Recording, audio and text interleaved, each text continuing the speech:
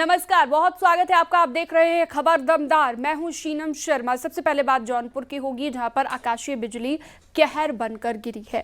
दो अलग अलग घटनाओं में 4 लोगों की मौत हो गई है। बगीचे में आम बीनने के दौरान 2 सगे भाइयों समेत 4 लोगों की मौत हो गई। घटना के बाद मृतक के परिजनों में कोहराम मच गया है। घटना चंदवक थाना क्षेत्र के अलग अलग 2 गाँव में हुई है। गोरखपुर में आकाशीय बिजली की चपेट में आने से 2 अलग अलग स्थानों पर एक बच्ची और एक महिला की मौत हो गई, जबकि एक 6 साल की बच्ची और एक 9 साल का बच्चा घायल हो गए। सभी को इलाज के लिए स्थानीय अस्पताल में ले जाया गया, जहां पर एक बच्ची और महिला को डॉक्टरों ने मृत घोषित कर दिया। बाकी दोनों घायल बच्चों का इलाज के बाद उन्हें घर भेज दिया गया। दोनों मृतकों के शव को पीएम के लिए यानी कि पोस्टमार्टम के लिए भेज दिया गया। पहली घटना सहजनवा थाना क्षेत्र के भरपही गांव की है। दूसरी घटना गुलरिहा थाना क्षेत्र के सियारामपुर गांव की बताई गई।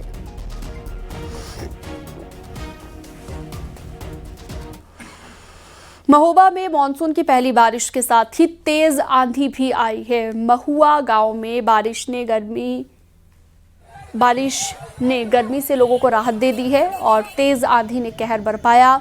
तेज हवाओं के चलते कई विशाल पेड़ सड़कों पर गिर गए, जिससे रास्ते भी बंद हो गए। इसके अलावा कई जगह पर बिजली के तार टूट गए, खंभे झुक गए और इलाके में बिजली आपूर्ति पूरी तरह से बाधित हो गई है।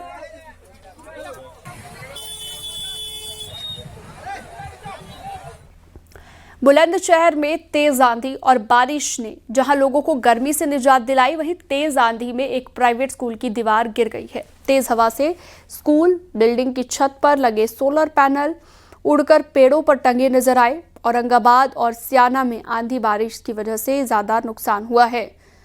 प्रशासन नुकसान का सर्वे करवाने में जुटा हुआ है। तो तेज आंधी और बारिश देखने को मिली, गर्मी से राहत लोगों को मिली है। और स्कूल की दीवार गिरी किस तरह से वो आप देख सकते हैं। बुलंदशहर की खबर हम आपको बता रहे हैं। स्कूल के सोलर प्लेट पेड़ पर जा गिरे।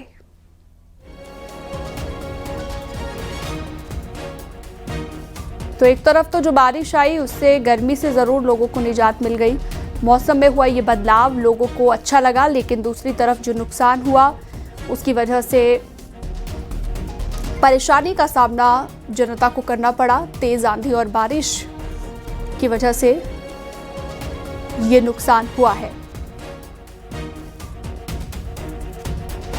तो मौसम ने एकदम से जो करवट ली, एकदम से जो मौसम में बदलाव आया, उसकी वजह से कुछ जगहों पर परेशानी भी लोगों को झेलनी पड़ी है। 2 तस्वीरें इस वक्त आप देख रहे हैं। स्कूल की दीवार गिर गई, वो आप तस्वीरों के जरिए देख सकते हैं। दूसरी तरफ सोलर प्लेट जो लगाए हुए थे वो पेड़ पर जा गिरे।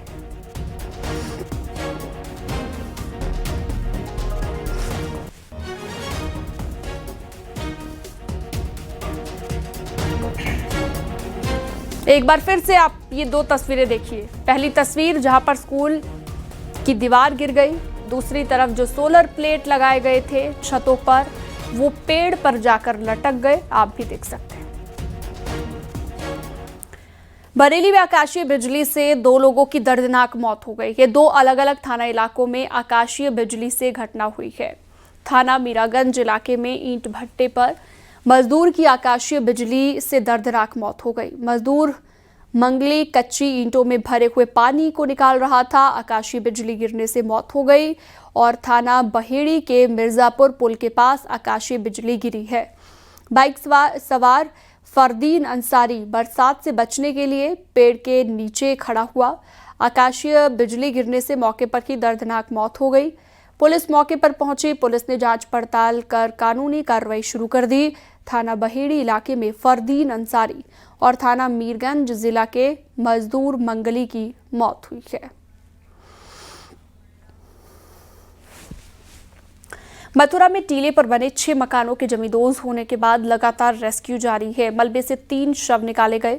मौके पर एसडीआरएफ, एनडीआरएफ, नगर निगम और सिविल डिफेंस की टीम रेस्क्यू ऑपरेशन में जुटी हुई है। मौके पर जब आधा दर्जन जेसीबी मशीन और ट्रैक्टर ट्रॉली लगातार मलबा हटाने का काम चल रहा है, मलबे में दबे लोगों को ढूंढने में डॉग स्क्वाड की भी मदद ली जा रही है। डीएम, एसएसपी लगातार रेस्क्यू ऑपरेशन पर नजर बनाए हुए हैं। मौके पर विधायक श्रीकांत शर्मा, पूर्व कांग्रेस विधायक प्रदीप माथुर और कई सपा नेता भी पहुंचे हुए हैं। थाना गोविंद नगर क्षेत्र के कच्ची सड़क स्थित अमरीश टीले पर मिट्टी खुदाई के दौरान ये हादसा हुआ है।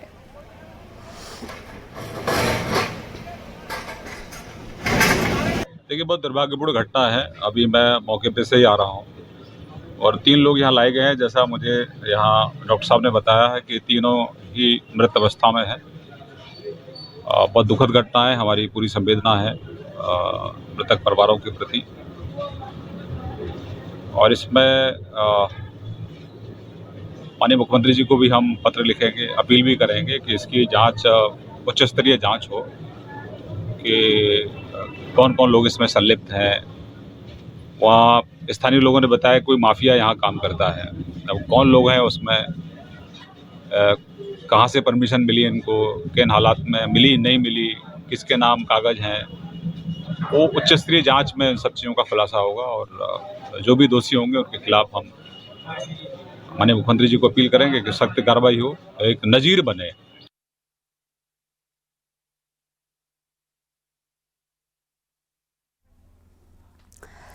तो देख सकते हैं आप तस्वीर, भयावह हादसा ये साबित हुआ। 6 जेसीबी लगानी पड़ी मलबा हटाने के लिए, लेकिन जिन लोगों की मौत हो गई, जो लोग घायल हुए, दबे हुए लोगों को किस तरह से निकालने के बाद ले जाया गया, वो इन तस्वीरों के जरिए आप देख सकते हैं। मलबे में दबने की वजह से 3 लोगों की मौत हो गई है, जबकि और भी कई लोगों के दबे होने की आशंका उस वक्त जताई जा रही थी। और लगातार ये तस्वीरें आप देखिए, किस तरह का भयावह मंजर देखने को मिला। टीले पर बने हुए 6 मकान जमींदोज हुए हैं और उसके बाद यहाँ पर जेसीबी मंगवाई गई। 6 जेसीबी की मदद से मलबा हटाया जा रहा है, ताकि अगर कोई लोग इसके नीचे दबे हुए हैं तो उन्हें सुरक्षित बाहर निकाला जा सके। रेस्क्यू लगातार जारी है, तस्वीरें आप देख रहे हैं। लेटेस्ट अपडेट क्या है वो भी आपको हम थोड़ी ही देर में बताएंगे, लेकिन फिलहाल इन तस्वीरों को देखकर आप ये अंदाज़ा लगा सकते हैं कि कितना भयावह मंजर यहाँ पर रहा होगा। 3 लोग जिनकी जान चली गई, जिन लोगों की मौत हो गई, उनके परिवार वालों में भी कोहराम मचा हुआ है। एम्बुलेंस मौके पर आई, एम्बुलेंस के ज़रिए उन्हें हालांकि ले जाया गया, लेकिन कुछ घायलों को या फिर दबे हुए लोगों को देखिए बाइक पर भी लोग ले जाते हुए नजर आए। तो मथुरा में ये हादसा हुआ है और बताया जा रहा था कि कई लोग अभी भी मलबे के नीचे दबे हो सकते हैं, इसलिए जेसीबी लगातार अपना काम कर रही थी। लगातार जेसीबी के जरिए मलबे को हटाया जा रहा है।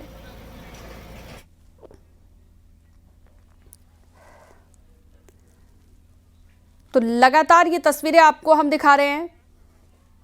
चलिए अब सीधा अपडेट देने के लिए नितिन गौतम मथुरा से हमारे साथ लाइव इस वक्त जुड़ चुके हैं। नितिन, वाकई भयावह मंजर हमने देखा, मलबे के नीचे दबने की वजह से 3 लोगों की तो जान भी चली गई, और कितने लोग मलबे में से निकाले गए हैं, अभी क्या लेटेस्ट अपडेट है, जरा बताइएगा। जी देखिए, हम अभी दर्शकों को बताना चाहेंगे कि करीब 12 बजे की घटना थी और 7 बजे का समय लगभग हो चुका है। तो कहा जा सकता है कि 7 घंटे से रेस्क्यू ऑपरेशन लगातार जारी है। इस रेस्क्यू ऑपरेशन के दौरान जो 4 लोग अब तक के निकाले गए थे, जिनमें से 3 की मौत की पुष्टि हो चुकी है। चौथे का उपचार जो है निजी अस्पताल में चल रहा है, ऐसा बताया जा रहा है। वहीं जो अन्य जो लोग हैं, जैसा कि संभावना जताई जा रही थी, क्योंकि मिट्टी खुदाई का काम था, तो अंदेशा था कि जब मिट्टी का जो ढाल थी वो जब नीचे गिरी है तो मजदूर वहाँ पर दबे हैं। क्योंकि हादसे के बाद जो मजदूर थे, जो उनके अन्य साथी थे, वो मौके से फरार हो गए। क्योंकि बताया जा रहा है क्योंकि विवादित जगह पर काम चल रहा था, जिसके चलते जो मजदूर वहाँ से फरार हो गए। तो इसी के चलते प्रशासन को काफी मशक्कत करनी पड़ रही है। लगातार जेसीबी जो प्रशासन की है वो यहाँ पर काम कर रही है, नगर निगम की टीम काम कर रही है। अगर बात करें तो एनडीआरएफ की टीम आ चुकी है, एसडीआरएफ की टीम यहाँ पर आ चुकी है। डॉग स्क्वाड की मदद ली जा रही है कि आखिर इस मलबे में जो है युवक जो लोग हैं वो अगर फंसे हुए हैं तो कहाँ पर फंसे हुए हैं। तो सभी प्रयास प्रशासन की ओर से लगातार जारी हैं और इस बात का प्रयास किया जा रहा है कि मलबे में जो लोग दबे हुए हैं उनको जल्द से जल्द निकाला जा सके। लेकिन हम बता दें कि 7 घंटे का समय बीत चुका है। लोग अभी भी इसी इंतजार में है कि जो लोग मलबे में दबे हुए हैं वो कब तक बाहर निकलेंगे। तो लगातार रेस्क्यू जो है प्रशासन की ओर से जारी है और अब देखना होगा कि प्रशासन को कितना और समय लगता है, जिसके बाद जो हादसा था उसमें निकल पाएगा कि किस किस तरीके का जो है स्थिति थी। हमारे साथ खुद CO सिटी मौजूद है, उनसे हम बात कर लेते हैं। सर, रेस्क्यू काफी देर से चल रहा है, क्या कुछ स्थिति है इसमें? देखो, यहाँ से अभी NDRF की टीम दिल्ली से आ रही है, उनके द्वारा लगातार खोजबीन जारी है और अभी तक तो वही जो 3 व्यक्ति हैं जिनको हॉस्पिटलाइज किया गया था उन्हीं की सूचना है, लेकिन अभी रेस्क्यू ऑपरेशन चल रहा है और जैसे भी कुछ आगे होगी फिर हम आपको जानकारी देंगे। सर, अगर बात करें तो जो आपका रेस्क्यू ऑपरेशन चल रहा है उसको धीमी गति से चलाया जा रहा है, क्या अंदेशा है, क्या खतरा बना हुआ है जिसकी वजह से ऑपरेशन काफी धीमे चल रहा है?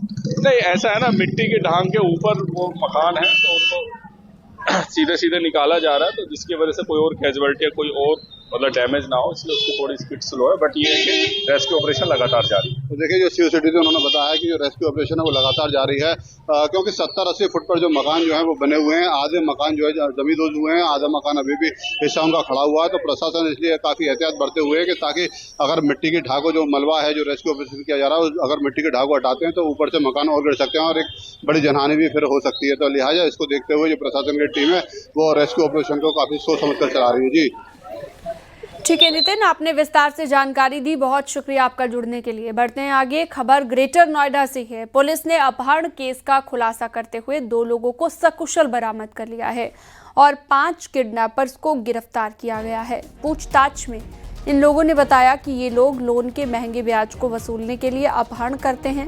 पहले बदमाश ऐसे व्यापारियों को खोजते हैं जिन्हें लोन की ज़रूरत होती है। लोन दिलवाने के नाम पर अपने अकाउंट से ही मोटी रकम व्यापारियों को ट्रांसफर कर देते हैं। फिर कुछ दिन बीतने के बाद 30% ब्याज के साथ पैसा वापस करने के लिए व्यापारियों पर दबाव बनाते हैं। अपहरण कर परिजन से रुपए मांगते हैं। इन लोगों ने एक व्यापारी और उसके ड्राइवर का अपहरण किया था। व्यापारी को इस हरियाणा गैंग ने 3 करोड़ का लोन दिया था। व्यापारी ने कुछ दिन के बाद ही 3 करोड़ 17 लाख रुपए ब्याज के साथ लौटा दिए थे, लेकिन फिर बदमाश 3 करोड़ रुपए और मांग रहे थे। किडनैपिंग की घटना को पुलिस ने संज्ञान लिया और इसमें 5 लोगों की गिरफ्तारी सुनिश्चित की गई है। इनके पास से वो 2 कार भी बरामद हुई हैं जिन कारों से ये लोग किडनैपिंग करते हैं और इनके पास से अवैध तमंचे, जिंदा कारतूस, गोला कारतूस बरामद भी हुआ है। उसके अलावा इनके पास से जो इन्होंने पैसे वादी के रख लिए थे, जो कैश अमाउंट और जो कुछ घड़ियां रख ली थी, वो भी हमें बरामद हुआ है। जब इसमें आगे और तफ्तीश की गई तो मालूम चला कि एक संगठित गिरोह है जो हरियाणा के कुछ पर्टिकुलर गांवों से संबंधित है और वहां पर इस तरह का अपराध संगठित तरीके से चल रहा है, जिसमें अभी तक 5 लोग गिरफ्तारी सुनिश्चित की गई और 2 लोग के नाम इसमें और हमारे सामने आए हैं। जल्द ही उनकी गिरफ्तारी भी सुनिश्चित की। मुजफ्फरनगर में एक लापता किसान का शव खेत में ट्यूबवेल पर पड़ी हुई चारपाई पर दरअसल मिला। शव खून से लथपथ था। मामला शिकारपुर गांव का है। लोगों ने पुलिस को सूचना दी। किसान की गर्दन पर किसी धारदार हथियार से वार किया गया है। पुलिस ने शव को पोस्टमार्टम के लिए भेजकर जांच शुरू कर दी है। सुबह भौराकला पुलिस को सूचना प्राप्त हुई थी कि प्रदीप सन ऑफ नैन सिंह, जिसकी उम्र लगभग 50 वर्ष बताई जा रही है, जो शिकारपुर का निवासी है, उसका शव हमें मृतक शव उसका एक चारपाई के ऊपर ट्यूबवेल के पास प्राप्त हुआ है।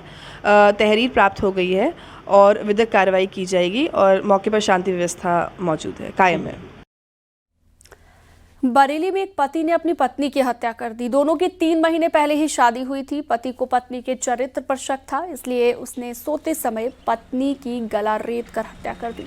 आरोपी पति भाग पाता, इससे पहले ही गांव वालों ने उसे पकड़ लिया और पुलिस के हवाले कर दिया। मामला देवपुर गांव का बताया गया।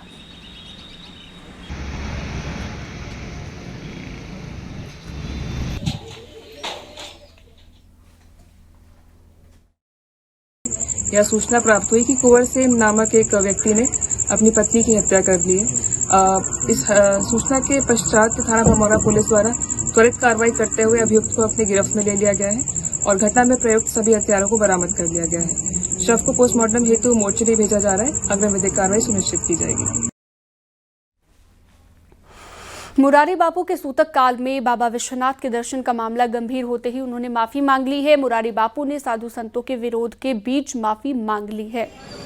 व्यासपीठ से उन्होंने साधु संतों से माफी मांगी है। माफी के साथ ही उन्होंने काफी कुछ कहा है, सुनिए। इन सब को किसी को ठेस लगी हो तो मैं आप सबके प्रति क्षमा प्रार्थी हूँ, आपको आपके प्रति मैं क्षमा मांग लेता हूँ। आप चिंता न करो, हम संवाद करते रहे, गाते रहेंगे, लेकिन आप सब बड़े हों और हम छोटे हैं। क्षमा बड़े न को चाहिए, छोटे को तो हम तो आए। ये तो मंगल विधान के दौरान सब हो रहा है, फिर भी आपको किसी को भी पूज्य चरणों से लेकर मीडिया तक किसी को भी ठेस पहुँची हो तो क्षमा कर देना, इसमें कौन बड़ी बात है साहब। तो कोई भी हल्के फूल, क्योंकि हमारे बाबा कहते हैं कि यज्ञ में ज़्यादा लकड़ी डालने से आग ज़्यादा होती है। बाकी खुलासा मैं भी कर सकता हूँ, यस, मेरे पास भी शास्त्र है, लेकिन कोई इसमें जाना नहीं। आप सब हमारे पूज्य हैं साहब, हम आप हैं, तुम्हारे हैं, तुमसे दुआ मांगते हैं हम तुम्हारे। कोई छोटी छोटी बातों में क्या हम बिलग हो जाएंगे? सनातन धर्म के अवलंब में जिए भारतीय संस्कृति के उपासक को कोई बिलग नहीं कर सकता। लखनऊ में केंद्रीय गृह मंत्री अमित शाह और सीएम योगी आदित्यनाथ ने 60,244 अभ्यर्थियों को नियुक्ति पत्र बांटे। केंद्रीय गृह मंत्री ने कार्यक्रम की शुरुआत की। कार्यक्रम मंच पर डिप्टी सीएम केशव प्रसाद मौर्य और ब्रजेश पाठक भी नजर आए। कार्यक्रम के दौरान सीएम योगी ने महाकुंभ 2025 के दौरान पुलिस के बदले व्यवहार की चर्चा की है। उन्होंने कहा कि सामान्य पुलिसिंग में भी इस प्रकार का व्यवहार लाएं तो बेहतर होगा। केंद्रीय गृह मंत्री अमित शाह ने प्रदेश की कानून व्यवस्था की स्थिति पर जोर दिया। इसमें पुलिसिंग की भूमिका का भी उल्लेख किया। अमित शाह ने कहा कि बिना खर्ची पर्ची के नियुक्ति की प्रक्रिया को पूरा कराया गया है।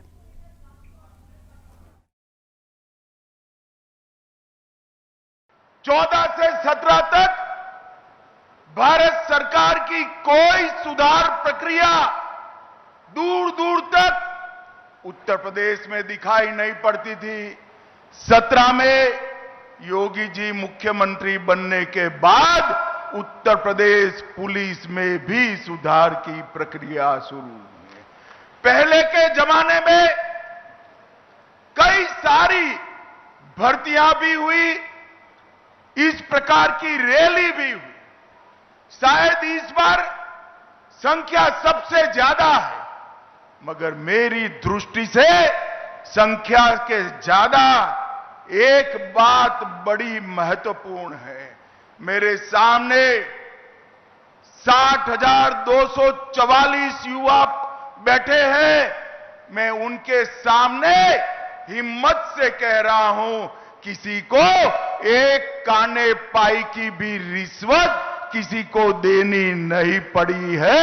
ये पारदर्शिता के साथ भर्ती हुई, ना खर्ची ना पर्ची, सिफारिश से भी नहीं, जाति के आधार पर भी नहीं और भ्रष्टाचार से भी नहीं, योग्यता के आधार पर 48 लाख एप्लीकेशन में से आप सब आपकी योग्यता के आधार पर आए हैं और मैं मानता हूं इससे बड़ी उपलब्धि किसी भी शासन के लिए कोई नहीं। दंगों का गढ़ माने जाने वाला उत्तर प्रदेश दंगा मुक्त हो चुका है। ये परंपरा को आपने आगे बढ़ानी है। यहां पर न्याय का शासन हुआ है, गुंडों का फरमान नहीं चलता, अपराधियों को वीआईपी ट्रीटमेंट नहीं मिलती। ये सारी व्यवस्था को 60,000 युवा आप लोगों ने आगे बढ़ाना है और मोदी जी ने 11 साल के अंदर जो देश को आगे बढ़ाने का काम किया है, उसको 47 के भारत की नींव डालने का काम मेरे सामने बैठे युवाओं ने करना है। केंद्रीय गृह मंत्री अमित शाह ने लखनऊ में पुलिस भर्ती में चयनित अभ्यर्थियों को नियुक्ति पत्र बांटे। इस मौके पर अमित शाह ने सीएम योगी आदित्यनाथ की जमकर तारीफ की और साथ ही उन्होंने ये कहा कि सीएम योगी के मुख्यमंत्री बनने के बाद यूपी में सुधार हुए हैं। साथ ही उन्होंने कहा कि यूपी में योग्यता के आधार पर नौकरियां मिलती हैं। केंद्रीय गृह मंत्री ने इस मौके पर पुलवामा आतंकी हमले के बाद पाकिस्तान पर हमले का भी जिक्र किया। उन्होंने कहा, हमारे देश का खून कोई बहाए ये मंजूर नहीं है। आजादी के वक्त उत्तर प्रदेश के पुलिस बल में एक प्रकार से पूरे देश के साथ इसकी कंपैरिजन होती थी, मगर कुछ साल जो रहे उत्तर प्रदेश के कानून और व्यवस्था बिगड़ती गई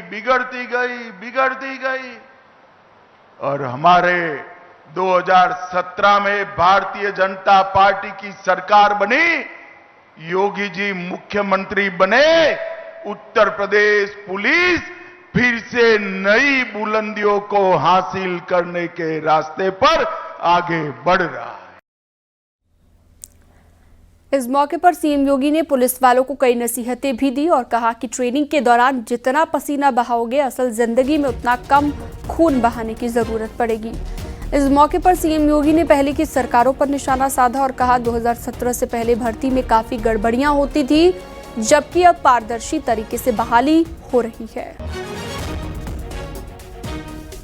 याद रखना, एक नियम है वर्दीधारी फोर्स के लिए, ट्रेनिंग में जितना पसीना बहेगा जीवन में उतना ही कम खून बहाने की नौबत आएगी। और मुझे लगता है इस ट्रेनिंग के साथ, उस जवाबदेही के साथ हमें आज पुलिस का व्यवहार, दोस्ताना व्यवहार, कॉमन मैन के साथ जितना संवेदनशील हम बन सकते हैं उनकी समस्या के समाधान करने के लिए, महाकुंभ में जो भी आया उसने पुलिस के व्यवहार की तारीफ की। महाकुंभ में अगर कर सकता है तो सामान्य दैनिक जीवन में क्यों नहीं। मोदी सरकार के 11 साल पूरे होने पर सरकार की तरफ से गिनवाई जा रही उपलब्धियों पर अखिलेश यादव ने तंज कसा है। अखिलेश यादव ने कहा कि इस बार जनता बीजेपी को 9-2-11 करने वाली है। 11 साल की दिल्ली की सरकार की और 8 साल उत्तर प्रदेश सरकार के हैं। क्या समाजवादियों के किए हुए कामों को रोक दो, मंडी रोक दी, परफ्यूमरी पार्क रोक दिया, इंजीनियरिंग कॉलेज रोक दिया, आपका गांव में जो मिनी ग्रिड से बिजली सप्लाई था वो बर्बाद कर दिए, आपका जो काउ मिल्क प्लांट था वो बर्बाद कर दिया, स्टेडियम बर्बाद कर दिया, पार्क बर्बाद कर दिया, एम्बुलेंस बर्बाद कर दी, पुलिस बर्बाद कर दी, और क्या बर्बाद करने को बचा है। अब 1.5 साल बाद इन्हें ही जनता हटा देगी, इनका 9-2-11 जनता कर देगी। आज लखनऊ में हुए नियुक्ति पत्र वितरण कार्यक्रम पर अपनी समाजवादी पार्टी के नेता स्वामी प्रसाद मौर्य ने तंज कसा और स्वामी प्रसाद मौर्य ने क्या कुछ कहा है आपको सुनवाते हैं। करोड़ों नौजवान बेरोजगार हो गए, दर की ठोकरें खा रहे हैं, सरकारी नौकरियों की भर्ती प्रायः बंद हो चुकी है। यदा कदा यदि कभी कोई भर्ती होती भी है तो भ्रष्टाचार की बलुदीप चढ़ जाती है, और यदि साल 2 साल 5 साल में कोई एक भर्ती सकुशल हो भी जाती है तो सरकार उसकी मार्केटिंग करती है, ऐसा मार्केटिंग करती है जैसे लगता है वो मार्केटिंग करने के लिए ही सरकार बनाई गई। और रुकते हैं एक छोटे से ब्रेक के लिए, फौरन लौटेंगे।